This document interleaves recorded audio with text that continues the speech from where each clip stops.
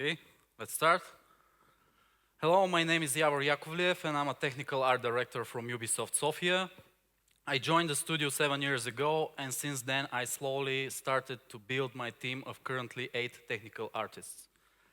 Today I'm going to talk about our first experience using procedural systems which helped us build the enormous and detailed game world of Assassin's Creed Origins and its DLC Assassin's Creed Origins: The Curse of the Pharaohs.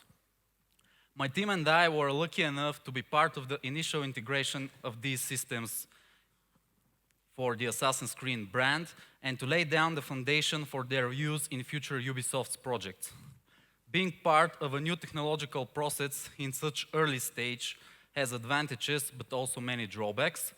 Nevertheless, we went through a production journey on a twisty and bumpy road, but at the end we managed to create something really special in terms of a game product and also grow professionally both as individuals and as a team. In this presentation, we are going to see what procedural means and in which aspects of the game development is used. Then I will tell you why it was so urgent for the technology to be integrated and operated with almost immediately after the start of the project. We're going to talk about the main challenges we had during the early stages of the integration. After this, we'll see what happened when we overcame a big chunk of these challenges, switched our mindsets to a new frequency, and began to grasp how truly powerful these systems are.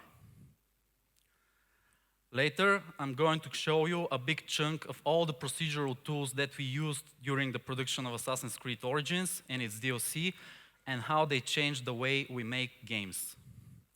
For the people that don't know, the setup of Assassin's Creed Origins is in ancient Egypt. The time period of the game is at the end of Ptolemaic era, around 47 to 49 BCE. The game was developed by several Ubisoft studios: Montreal, Sofia, Bucharest, Singapore, Shanghai, Chengdu, and Kiev. At the end of my presentation, I will go through the symbiosis between art and technical, why it is inspiring and motivating for me, and what I think of the evolution of the technical artist as a position in the game industry. The purpose of this presentation, priority number 1, not to bore you. I know that the audience is consisted of multiple profiles. Some of you are leaning more on the code and technical side, and some of you are more artistic oriented. I will try to keep things in the middle without getting into too much engine or technical details so everyone can follow this presentation. The main goal is to show my personal perspective of the entire procedural pipeline of the game. For me, the lessons we learned during this technological journey was the most valuable thing that stayed after the production of the game was done. Before getting into the game industry, I was working as a senior graphic designer. I wanted to experience what it would be to work in a completely different professional environment than my current one back then. I decided to leave my previous high-level paid job for good and start from scratch. My first steps in the game development were as a dev tester. It was a memorable period because it was then when I realized that the industry is the right place for me to grow professionally.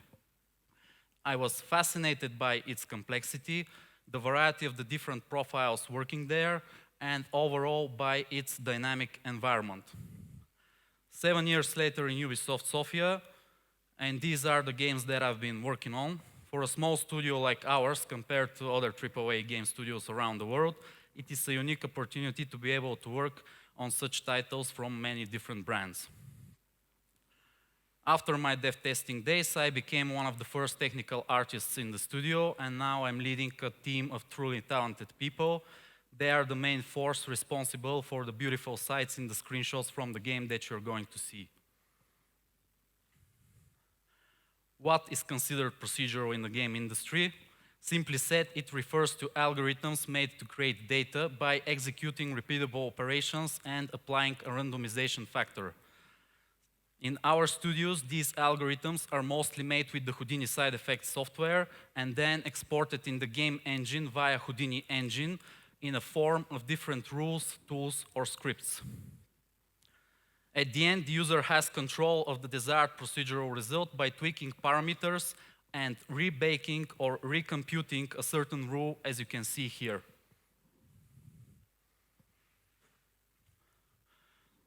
The main goal using this system was to save time and create vast, beautiful, and credible landscapes, indistinguishable from the manually created ones. For Assassin's Creed Origins and its DLC, we used the procedural technology mainly to build the environment of the game world, but the procedural systems can be used in many other aspects of the game development process. Procedural is used almost in every new title made by Ubisoft.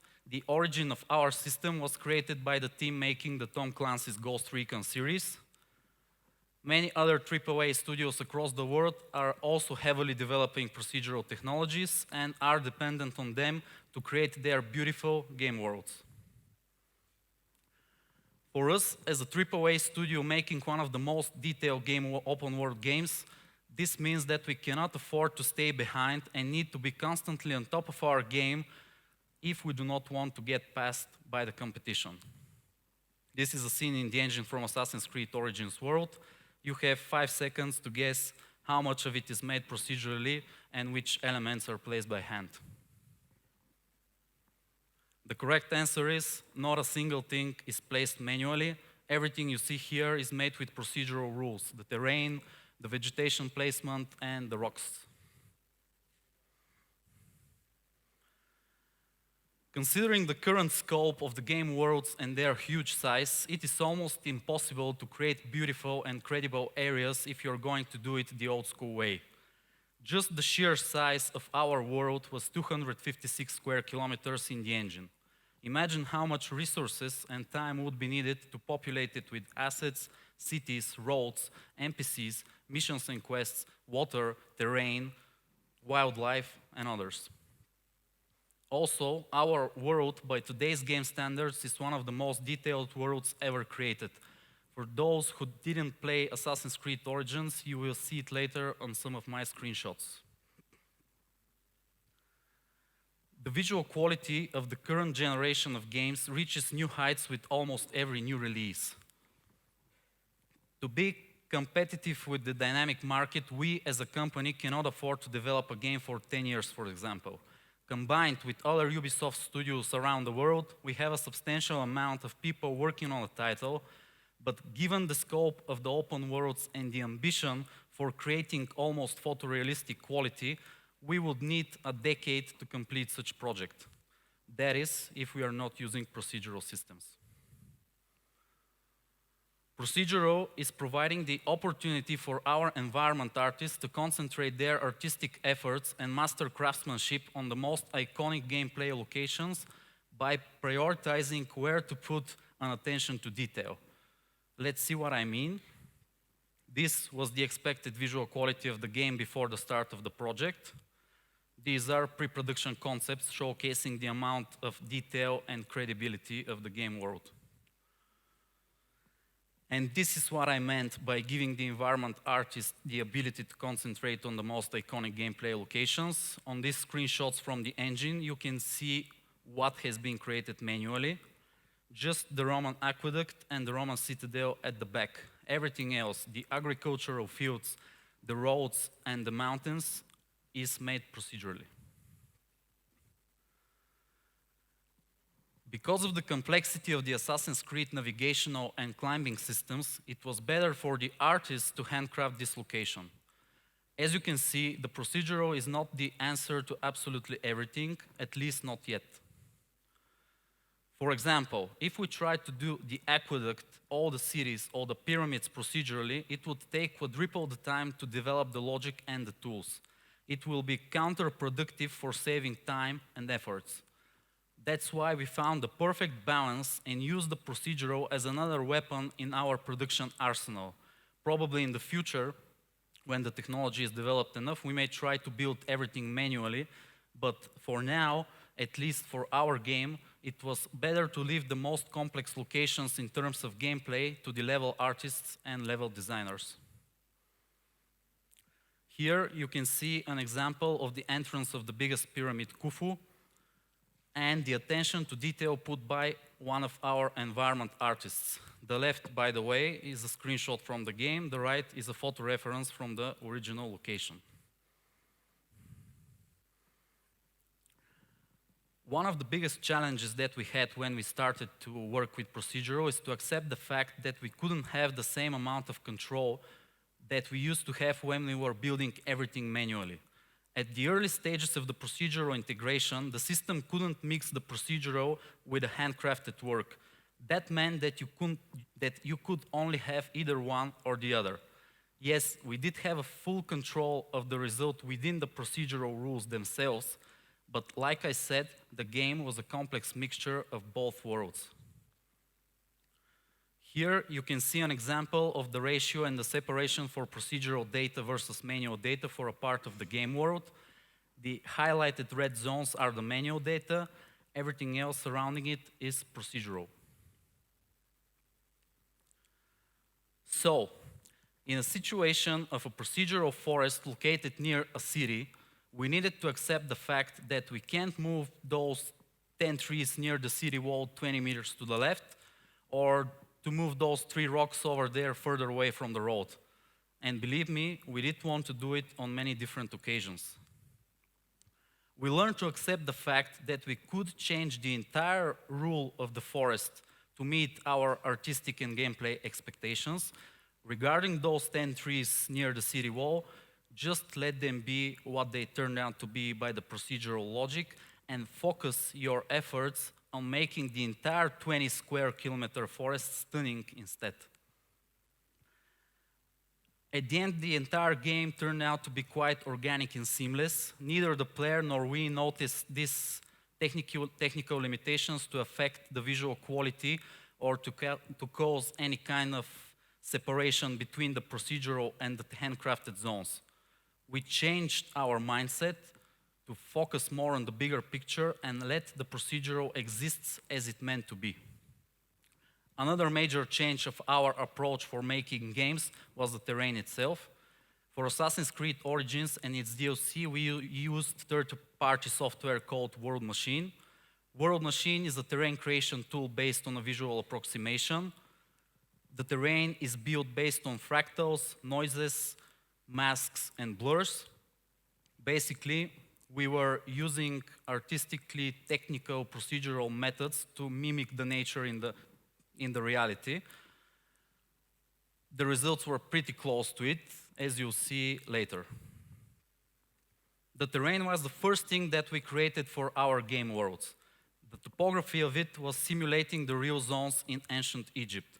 After the whole map was ready with its mountains, valleys, river deltas, and deserts, all the parties involved in making these games agreed on using this terrain as a core base for building everything else. We agreed that the virtual terrain will be our starting point and the #1 factor for creating the logic of where the different cities, settlements, landmarks, and other iconic gameplay locations should be. The idea was for everybody, from tech to art, to transfer their creative minds into the virtual world before its actual creation had started. To imagine that we are setting foot for the first time in these regions as the people who live there. To use the virtual landscape that we see like a blank canvas for building roads, architecture, and agriculture. We wanted everything to be built around the procedurally created topography following a human perception and logic. An example of what we didn't want to do is taking a brush from the terrain editor in the engine, flatten a big chunk of a mountain, place a major city there, and call it a day. Instead, we were looking for places in the map of where the real ancient people would have been settled potentially and built their cities. We were searching for the most logical places near water sources, on a valley in the base of a mountain, etc. A good example for this is our ancient city of Cyrene, located into the Cyrenaica region, today's Libya. It was one of the most iconic gameplay locations in the game. We decided that this location is the most appropriate place for the city based on the specifics of the region in-game, and then proceeded with its construction.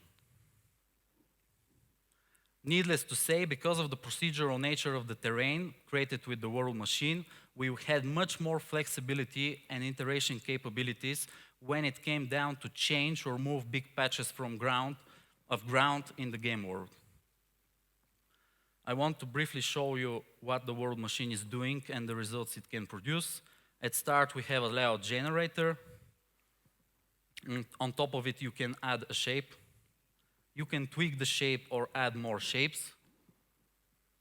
One of the last stages is to add erosion. And at the end, with the added materials, texture sets, and shaders, you have a realistically looking terrain.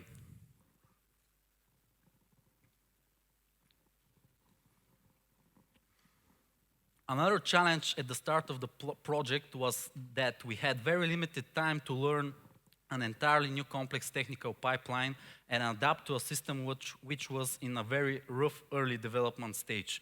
Constant crashes or features not working as intended were a big part of our learning curve. Also, the lack of profiles specialized in Houdini on the market made us start researching the technology internally. By the way, if some of you are attracted to the technical art field and you are wondering where to start, the Houdini expertise is something highly valued at the moment and will become more and more desirable by the studios all around the world. Getting proficient with these systems could be a truly unique opportunity to enter really fast into the game industry. After we embraced the limitations of the systems and looked at the creation of the game world from a different angle, the production skyrocketed. Things started to happen fast, and we needed to adapt daily in order to keep up with both the production of the game and the parallel development of these systems. We started to feel like superheroes unlocking unlimited amount of power.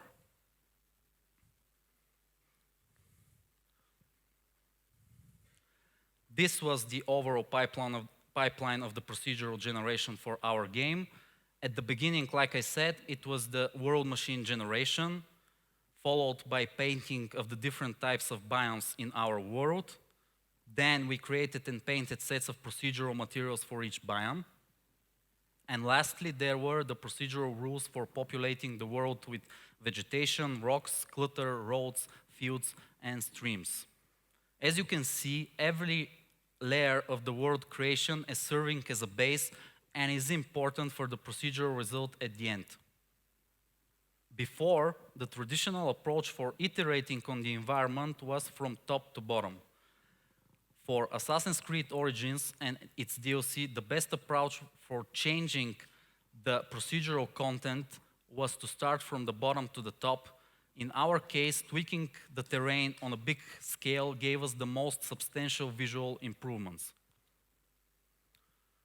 On this screenshot, you can see another important aspect of the procedural workflow, a target/concept done by an environment artist and approved by the art director. The targets were done manually in the engine on a small patch of a terrain for each and every procedural rule. Then the technical artist uses the targets for recreating the same exact artistic feel and direction within the rules, which are later used for populating the rest of the area. The technical artist tweaks multiple parameters and generates many different results until he achieves the desired look. The artistic input coming from the artist and the art director is crucial for the creation of the procedural logic and also for speeding up the iteration process.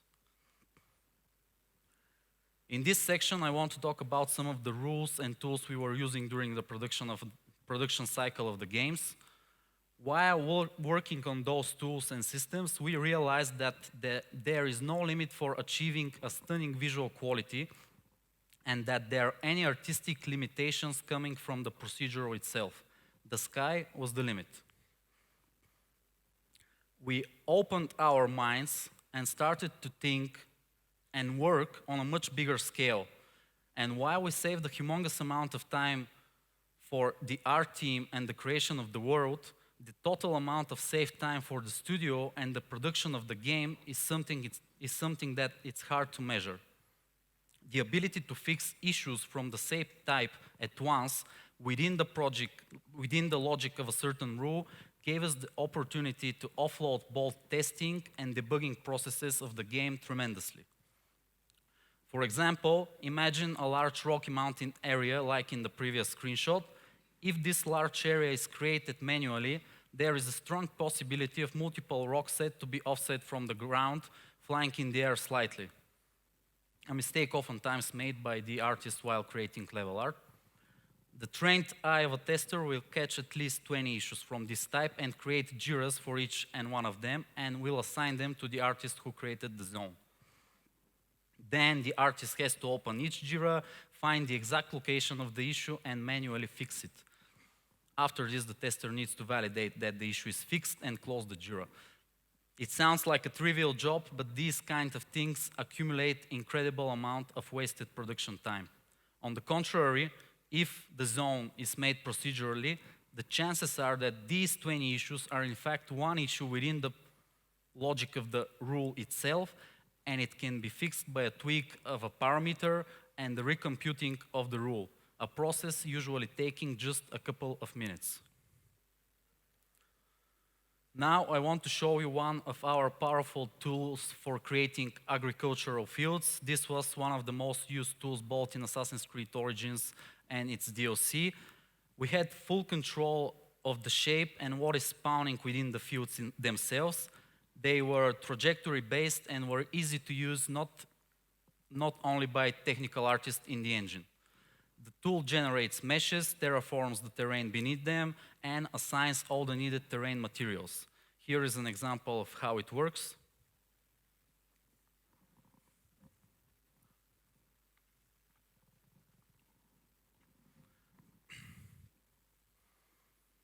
And this is the end result in the engine.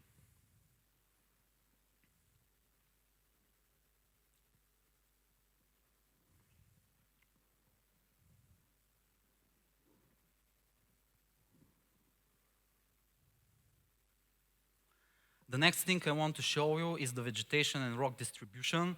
You are seeing here the terrain created in the world machine, and this is the result after the procedural bake with the pre-made rules on top of it.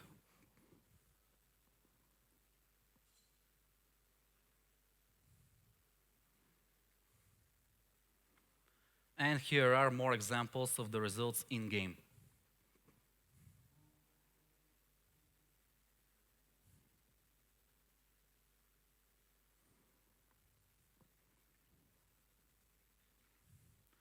One of the most advanced tools that we used was created in Montreal with our collaboration. We needed it for placing a big network of river-like streams located in one of the biggest mountain regions in the game.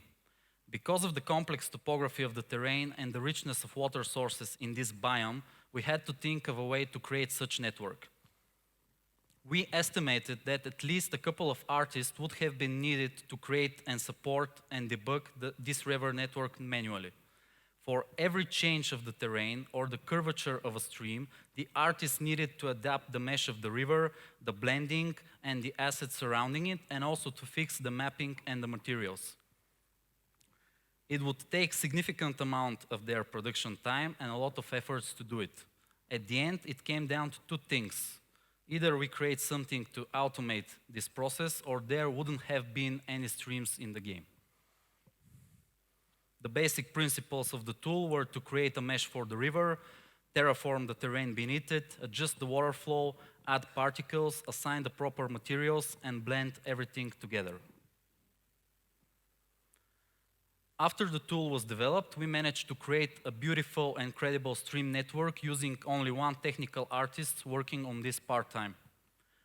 One of the biggest strengths of the procedural tools after they're done is that they can be easily built upon to become even more functional and powerful. Here is an example of the evolution of the stream tool. You can see how the curvature is adapting to the changes of the terrain and how it's creating deltas for the lakes whenever there is a flattened space on the path of the stream. Also, at the end of the tool's development, it could create waterfalls with controllable size like these placeholders here.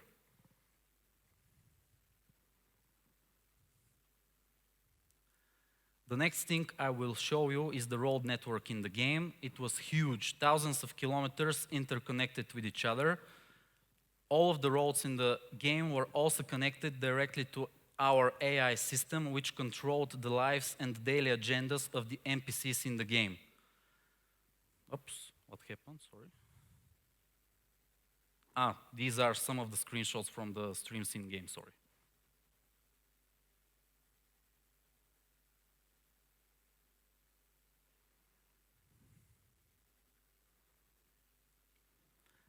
Again, the main principle and logic of the tool was to use the already created terrain as a base and build the actual roads on top of it, following a human perception of where the network would have been built by the real people living in that region. The main functionalities of the tool were to place, terraform, and blend the proper terrain materials of the road and to spawn clutter and decals for a complete visual and gameplay package at the end. Here is an example of the road creation in the game engine in a mountain-like region. You can see the multiple key points, the green dots on the left, placed by the user, and after the bake of the rule on the right, the actual curvature of the roads descending from the top of the hills. Here you can see the end result in the game and a couple of other beautiful roads.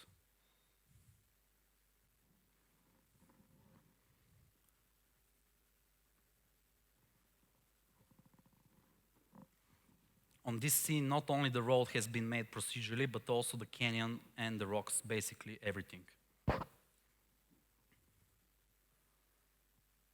The next system we're going to look at is the clutter system. The clutter consists of small pebbles, grass, and bushes placed directly on top of the terrain. These are assets without collision, which are culled a small distance to save performance.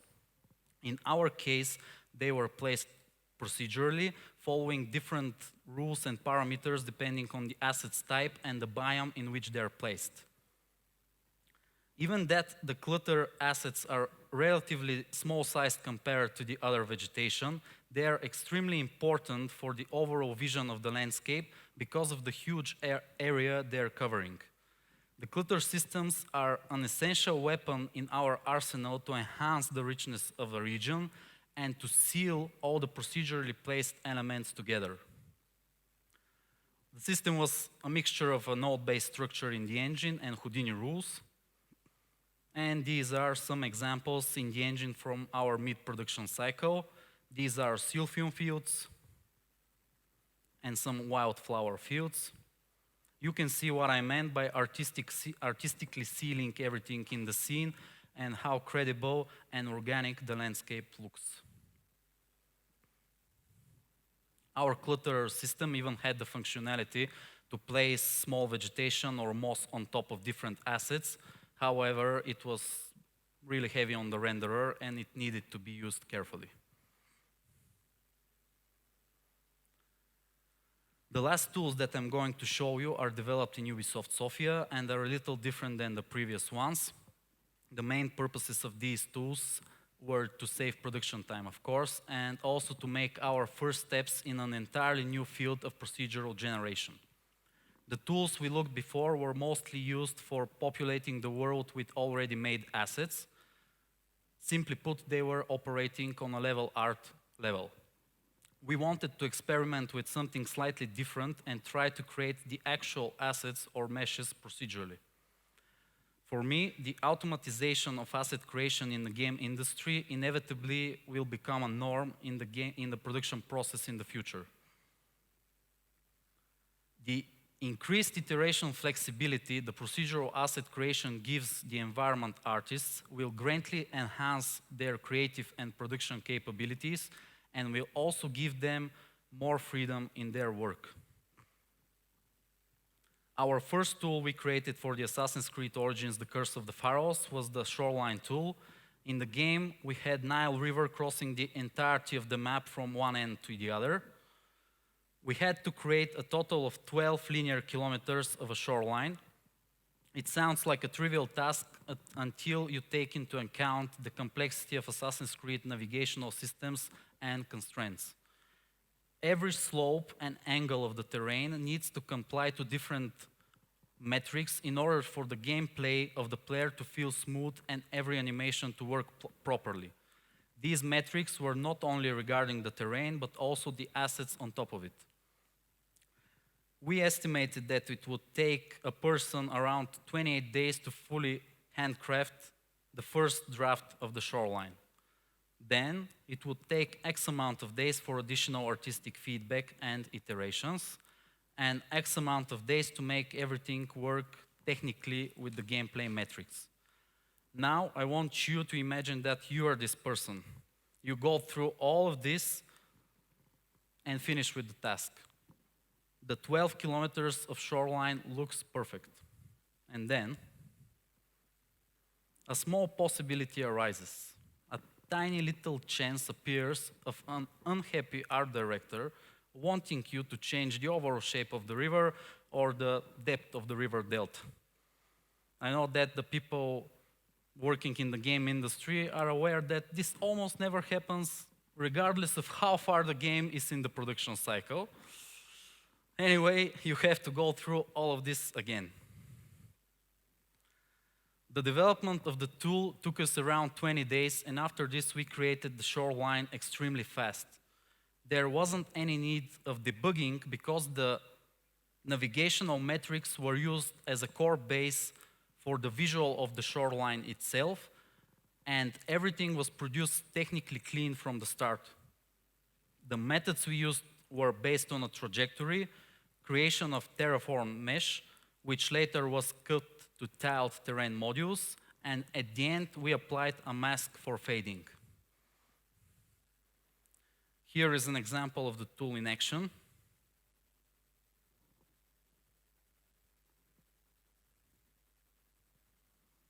And here are some in-game screenshots for the end result.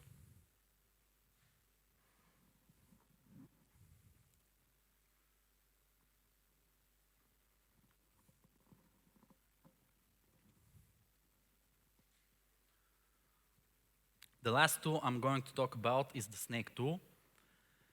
In one of our mythological worlds in Assassin's Creed Origins, The Curse of the Pharaohs, the necropolis, we had several huge snake skeletons laying around.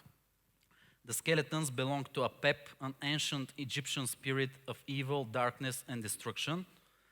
The creation of the necropolis was very dynamic. The layout had been changed multiple times until we found the right formula and feel for it. At the beginning, we wanted to have these enormous serpent skeletons in the level to see if they would fit to the overall vision and storytelling of the location. Because of the complexity of their mesh, the iterations of the world, and the need of constantly remodeling the skeletons to fit the new layouts, my team decided to help and to prove that this iconic creature belonged there. The tool was based on a trajectory. After you are satisfied with the shape, you cook the result and get the mesh.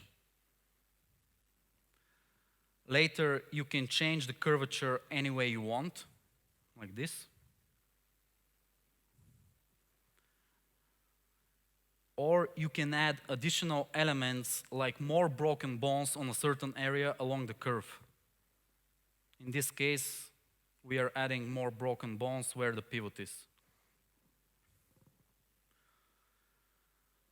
This is the final result in the engine. As you can see, the overall logic of the tool and where to place a certain element is following basic principles of the snake's anatomy.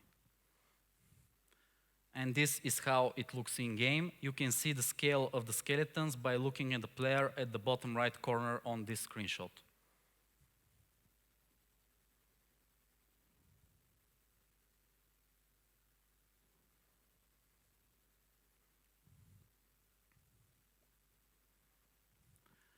The spectrum of the technical art field is huge. The depth of the different technical areas is something that fascinates me every time I start researching a new technology.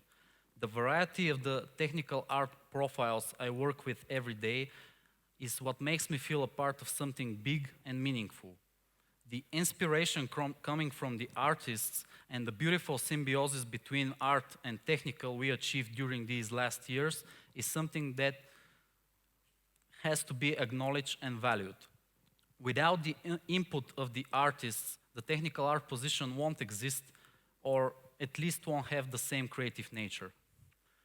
Working as a technical artist sometimes can be hard and unforgiving. The amount of pressure accumulated through a production cycle might become overwhelming for most people. I had such moments many times. The responsibility towards the entirety of the project and the expectations from others that you'll know the answers to everything is putting a lot of weight on your shoulders. Nevertheless, the satisfaction that I'm getting from my work, also the gratitude, recognition, and the trust we are receiving as technical artists from other people in the studio keeps me motivated and drives me towards new unexplored horizons. I want to tell you a little personal secret that I have. In general, across the AAA studios around the world, the ratio between artists and technical artists is in big favor of the artists. In the beginning, in our studio, this ratio was around 10-1. Currently, is around 4-1. In my opinion, in the next 5 to 7 years, the ratio will become equal or close to equal. This has to show you the fast pace of the evolution of the technical artist as a position in the game development industry. Overall, on the whole timeline of the industry, the profile stands relatively young and still has a lot of way to go to fully define itself. But one thing is certain, in the future it will become more and more complete and desirable. Now I want to play a quick video that my team prepared, showcasing a part of our work in Assassin's Creed Origins and its DLC, and some of the things that I was rambling about for the last 40 minutes. Enjoy.